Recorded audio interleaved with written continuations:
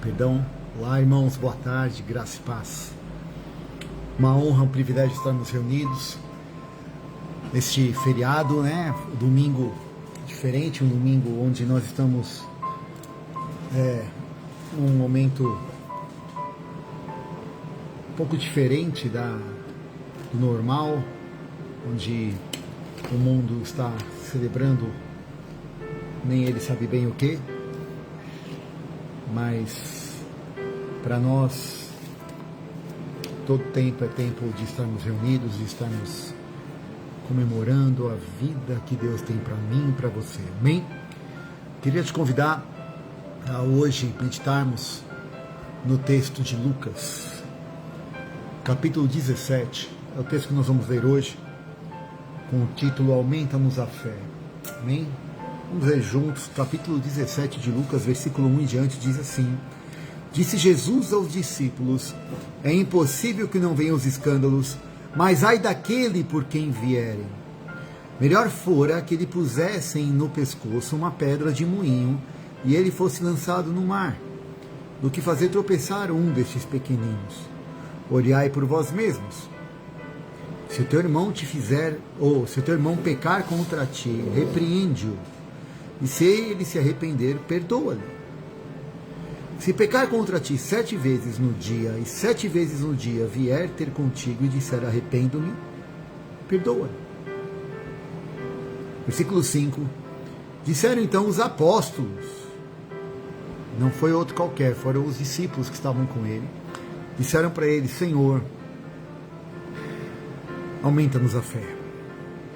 Respondeu-lhe o Senhor: se vocês tiverem fé como um grão de mostarda, vocês vão dizer para esta amoreira: desarraiga-te daqui e planta-te no mar, e ela vos obedecerá.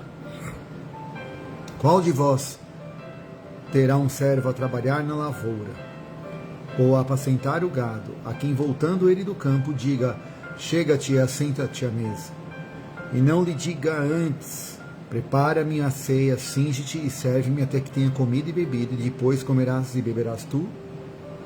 Dá graças ao tal servo porque ele fez o que foi mandado? Creio que não.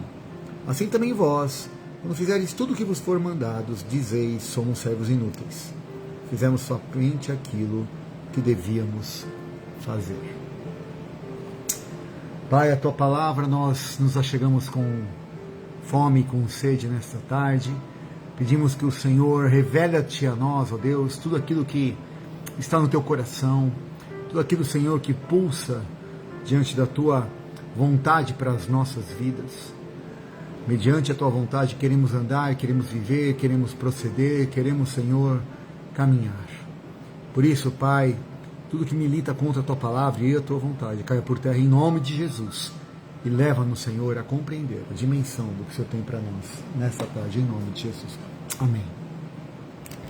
Sabe, queridos, Jesus aqui está dizendo que vão vir escândalos. E o interessante é que ele, no discorrer do texto, ele dá uma bela de uma ideia de quais seriam esses escândalos. Porque o que é um escândalo, ao final de contas? Um escândalo é aquilo que gera espanto, é aquilo que gera inconformidade, é aquilo que gera revolta até, é aquilo que gera uma repercussão interna e até mesmo ações de nossa parte que demonstrariam, vou até dizer, uma revolta, por que não, né? E aí então fica a pergunta: por que Jesus está falando disso e a qual escândalo Jesus está se referindo?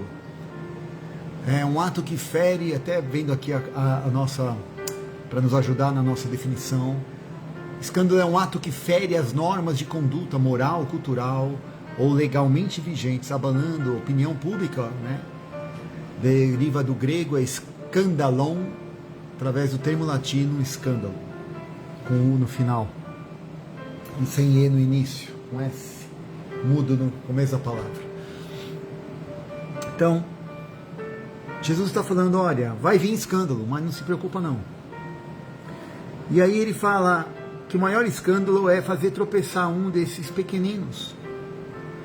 É quando alguém em nome dele ou dizendo viver para ele age com uma atitude ou uma ação ou várias, que seja um estilo de vida que leva outros a acharem, crerem e perceberem de forma errada que Jesus não muda nada nem ninguém, que Jesus de fato não é aquele que está sendo ministrado até muitas vezes pela própria pessoa que fez o escândalo. Mas ele declara aqui qual é esse tipo de escândalo. Se você for olhar no versículo 3, ele fala: vejam por vocês. Falando de escândalo, ele dá aqui uma dica, um código. Olhar por vocês mesmos. Se alguém pecar contra vocês,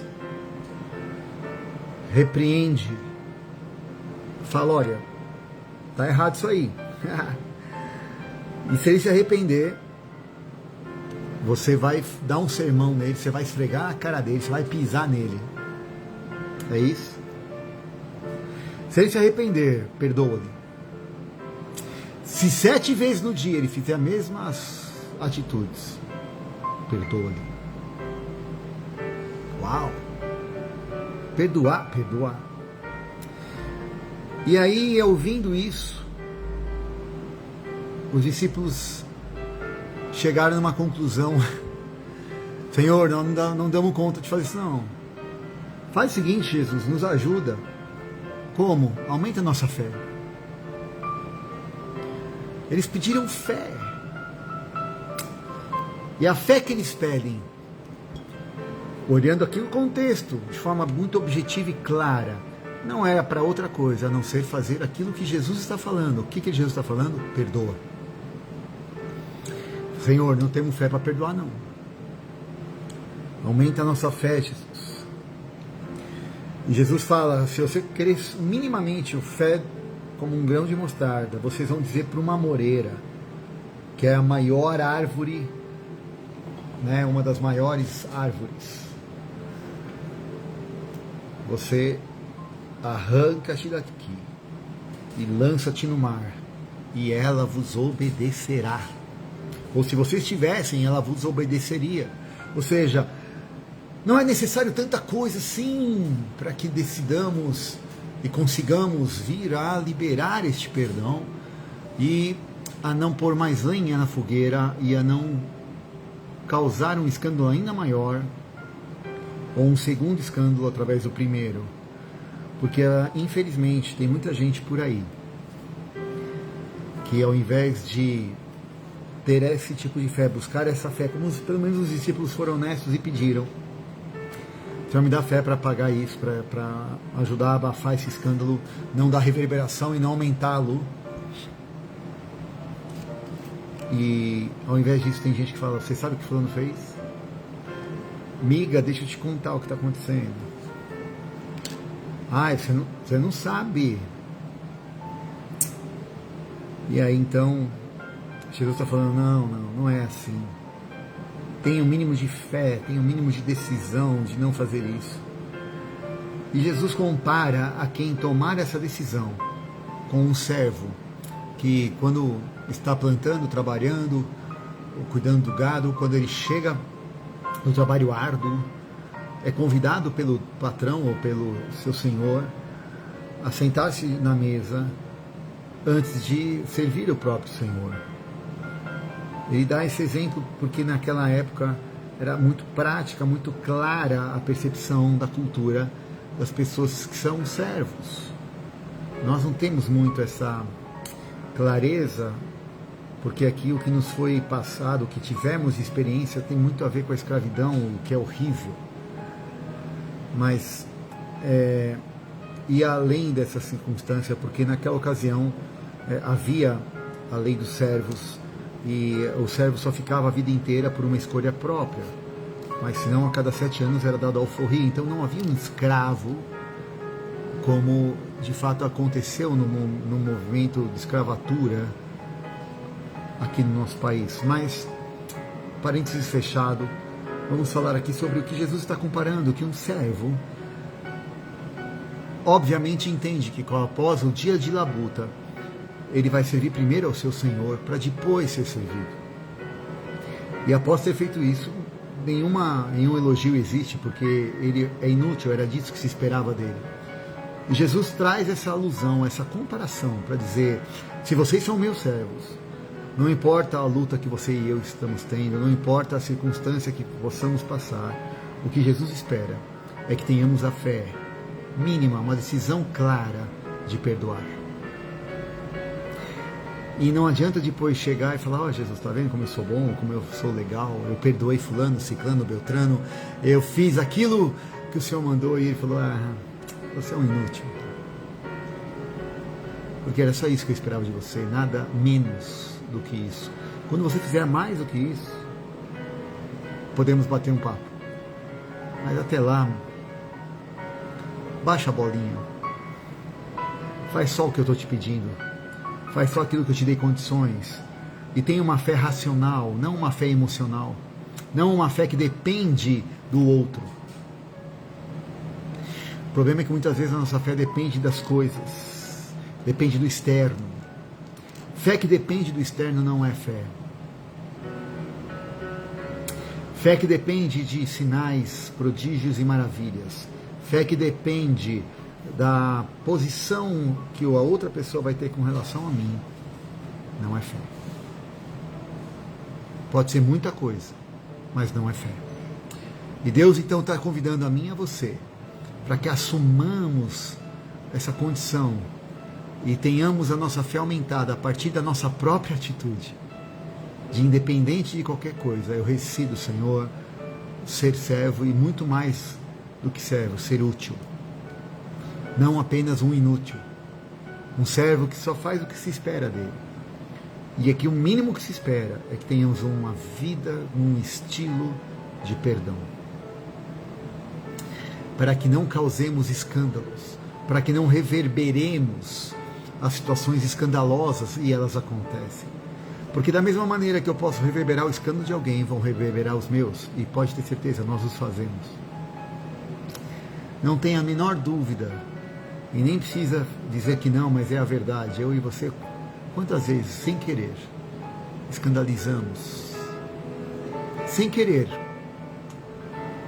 e algumas vezes querendo, digo que querendo porque quando agimos a nossa vontade, independente dos outros, tomamos uma decisão de querer. Mas que nessa tarde possamos compreender que a nossa fé está sendo aumentada por uma decisão minha e sua de avançarmos na direção de obedecermos ao Senhor, e em obedecendo nos tornar servos mais do que inúteis. Podemos avançar na direção de nos tornar filhos, amigos. Como ele disse, já não vos chamo servos, mas amigos. Para quem ele diz isso?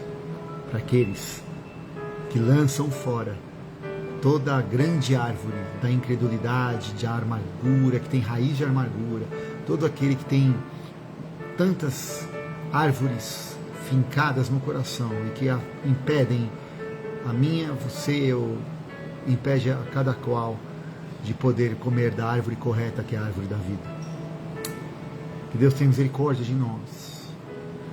Que nesses dias onde as pessoas estão embriagadas no próprio ego, embriagadas na própria intenção de esquecer dos seus problemas, de fingir que tudo é nada e que nada vira tudo, onde um copo, um cigarro ou uma droga ou um sexo banal e barato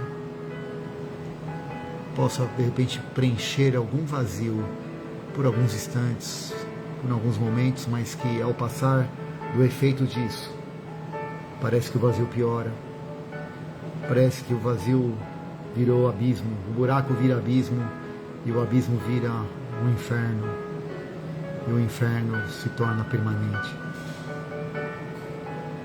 Tudo isso porque não compreenderam ainda que a verdadeira satisfação é conhecer a Jesus como o único e verdadeiro Senhor das nossas vidas.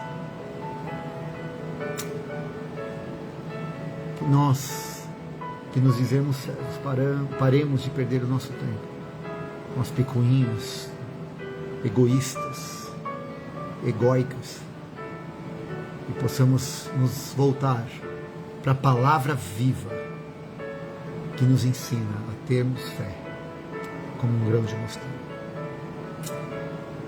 Pai, que o Senhor nos ajude e que neste tempo possamos liberar o perdão, ó Deus, para aqueles que não te conhecem, aqueles que te conhecem também.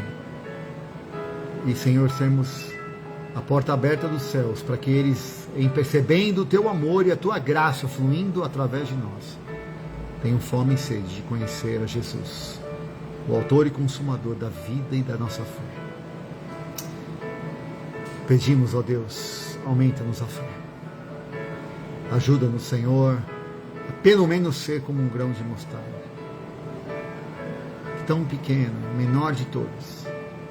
Ajuda-nos, Senhor, a perdoar como o Senhor nos perdoa, a amar como o Senhor nos ama, porque essa é a tua boa, perfeita e agradável vontade. Pedimos isso no nome de Jesus, sabedores que o Senhor nos ouve, que o Senhor possa abençoar cada casa, cada lar, cada irmão e irmã, cada família, cada um que está talvez agora, Deus, numa situação precisando perdoar, precisando se tornar minimamente inútil. Que o Senhor nos abençoe, nos guarde e nos dê a paz. Em nome de Jesus. Que Deus te abençoe, que Deus te guarde, que você possa lançar ao mar todo tipo de árvore e raiz que possa estar te atrapalhando, para viver o melhor de Deus na sua vida. Um grande abraço. Até a semana que vem.